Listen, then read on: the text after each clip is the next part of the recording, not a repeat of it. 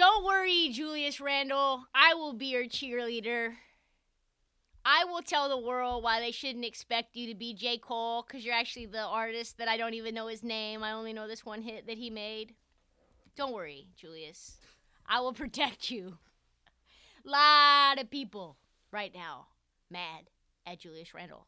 Mad, like really, really mad. Why are they mad?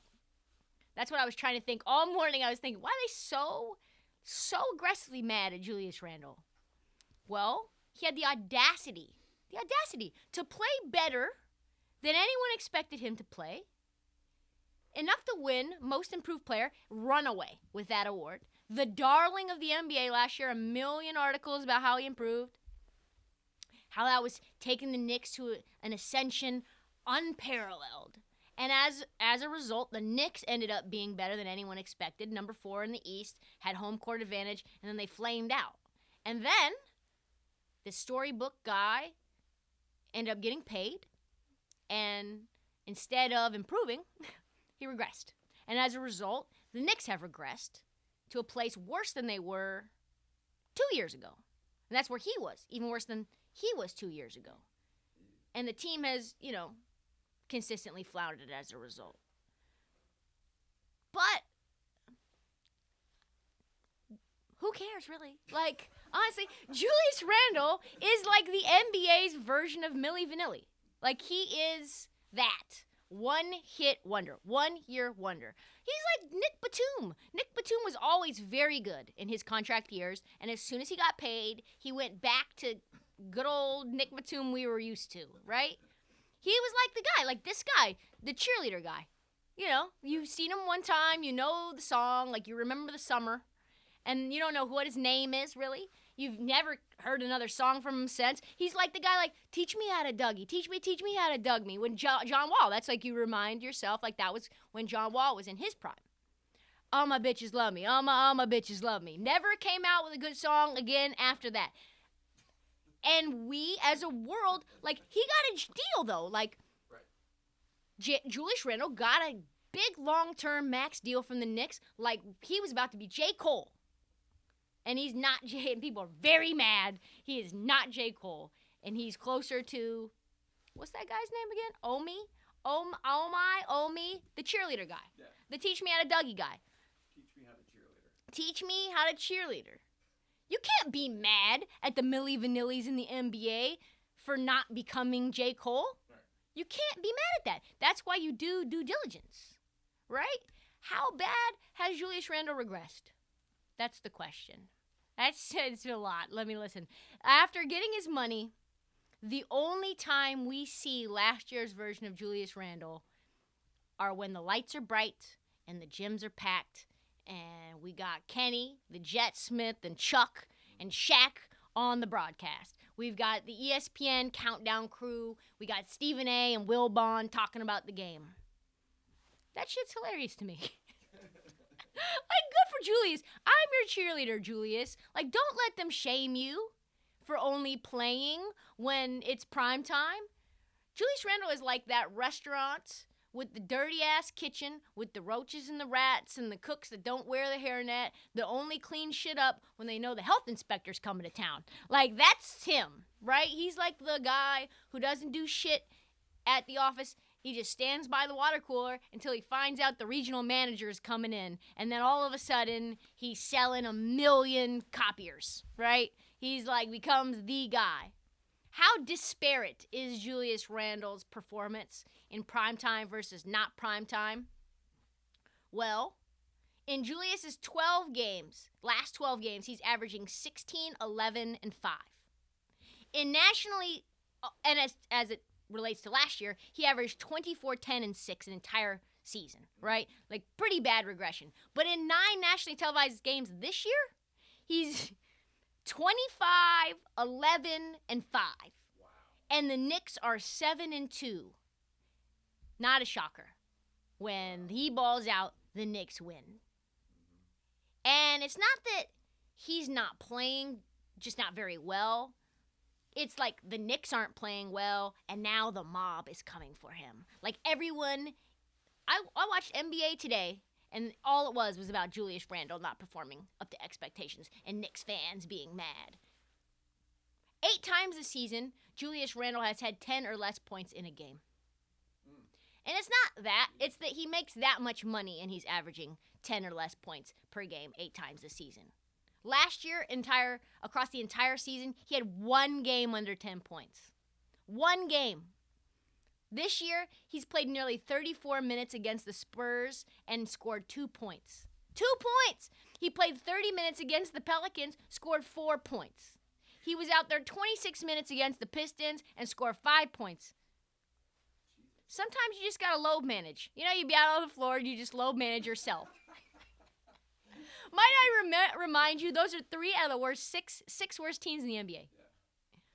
And that's just the last 10 games he's played in, folks. That's not across the full season. After a bad start, Juju is actually getting worse. The most damning stat, he has not led the Knicks in scoring in 1 game since Christmas Day. Wow. He's supposed to be the focal point of the Knicks offense, and he cannot score. Jesus Christ, what in the name of John Starks has come over Julius Randle? It's a tale as old as time. It's called money and complacency. Tale as old as time. Not everyone is built like Kobe. Listen, there's only a handful of players in the league that really, really, really care about consistently improving, not taking any nights off, not taking any reps off, not taking their mind away from the game at all. Julius Randle has a baby and a wife. I do not think he is tripping if he scores 2 points against the Spurs. I do not think he cares. Against the Pelicans a week ago, they got flexed out of a national TV game because both teams are so awful. He was booed at the Garden. They booed him hard and long. He shot 1 for 9. Got benched by Tibbs. Got benched. And then Mark Berman from the Post said it best. Julius Randle was unable to do a thing against smaller wings assigned to him to defend him and was booed most vociferously. Randle took out his anger against... I just didn't expect so many syllables from Mark Berman. Randle took out the anger on the referees, picking up a technical foul after the first half had ended, then snapping at teammate Evan Fournier, who tried to settle him down. I love that. In what has become a regular situation, my man Julius Randle says, fuck the media. I am not answering any questions about my poor performance. You gave me my money. I'm playing how I'm playing, and I will not be taking any questions at this time. He has gone over 10 games without addressing reporters. My guy.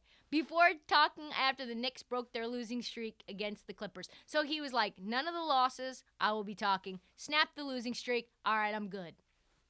The Knicks were fined 25 G's for violating league rules governing media access by, quote, refusing to make Julius Randle available to the press. How contentious have things gotten? Pretty contentious. Julius Randle was in hot water a couple of weeks ago when he got so pissed that he gave the Madison Square Garden fans thumbs down and then told them to shut the fuck up.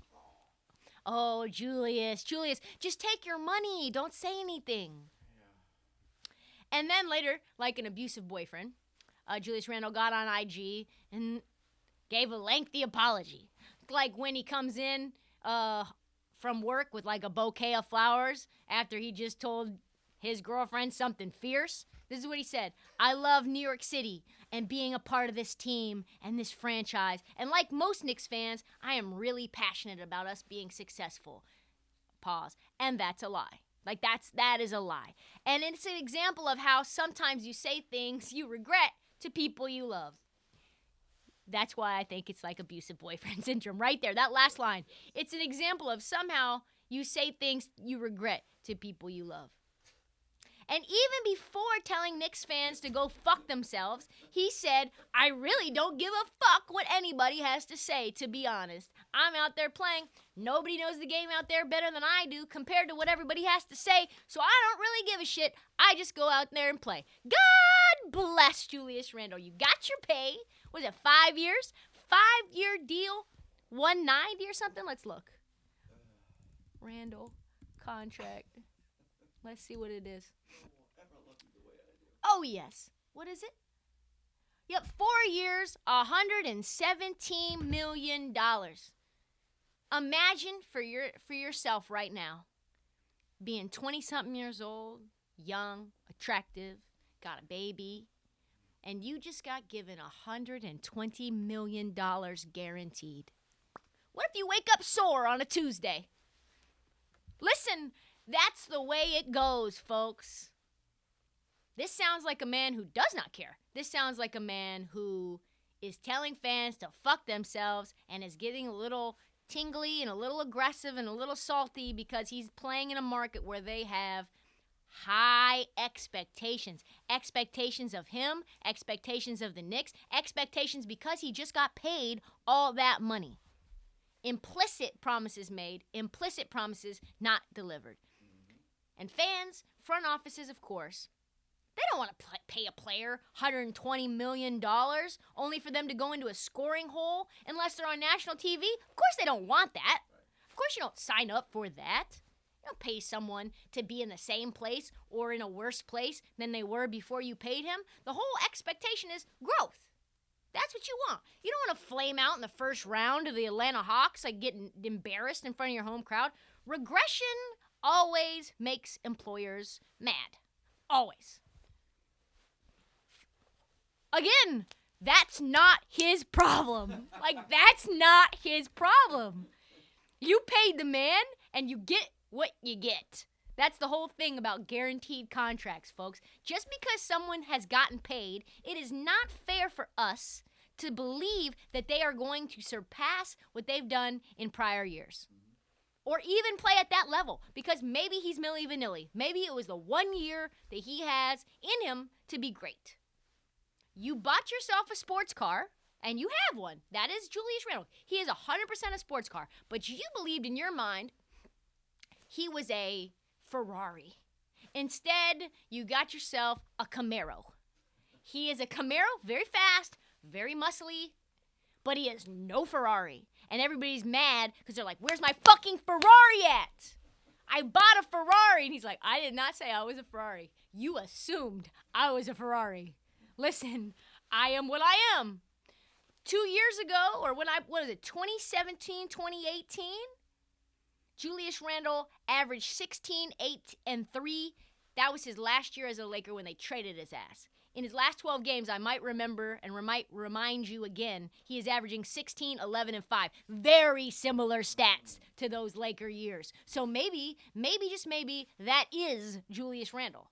Maybe that year that we had last year, maybe that was an anomaly, and this is now the norm. I don't know what to do. And, do I feel bad for Knicks fans? No. Do I feel bad for James Dolan? Hell no. Fans think he makes too much money, but guess what? That's on the ownership. They were supposed to do their due diligence. They were supposed to look into that. That's not on Julius Randle. Just like when you trade for a player who makes too much money, not on the player. Agents, ownership, they do the deals. The Knicks thought that Julius Randle was J. Cole. Julius Randle is Cali Swag District.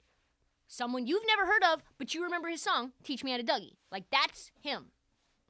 Unlike everyone else, I do not feel bad that Julius Randle is out here getting max money and out here playing like trash when he's not on national television. I do not care. I am happy for Julius Randle. Get your money, boy. Get your money.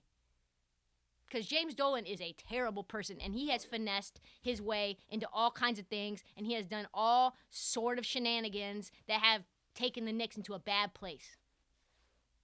And, as far as the Knicks go, you probably shouldn't have signed Evan Fournier.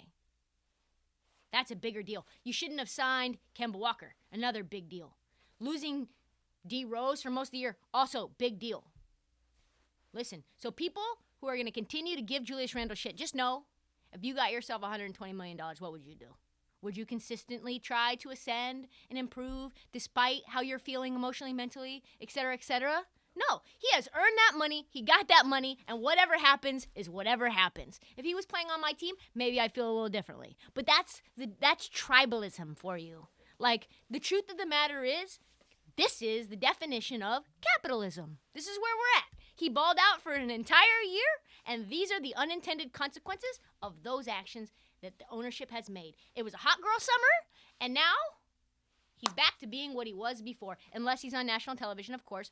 Julius Randle on TNT, Julius Randle on ESPN is baby LeBron. So I know you might not think this is the story. You might think that Julius Randle deserves to be booed, and he's trash, and whatever. But it was a fun little 6-month run. We got a pandemic, full, long story about how great he is and how the Knicks were ascending, which they never were. And he's going to continue to ball out, at least on nationally televised games. And the rest of the time, teach me how to Dougie. All my bitches love me. All my bitches love me. It was a good song, wasn't it? It was fun. It was fun, just like Julius Randle. It was fun.